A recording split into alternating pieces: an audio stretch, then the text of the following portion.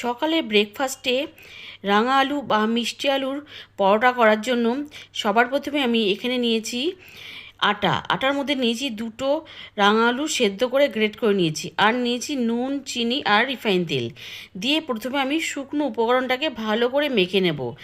মেখে নিয়ে এবারে অল্প অল্প জল দিয়ে আমি আটাটাকে মেখে নেব। আপনারা চাইলে এখানে আটার জায়গায় ময়দা দিয়েও করতে পারেন। দেখুন আটাটা আমার মাখা হয়ে গেছে।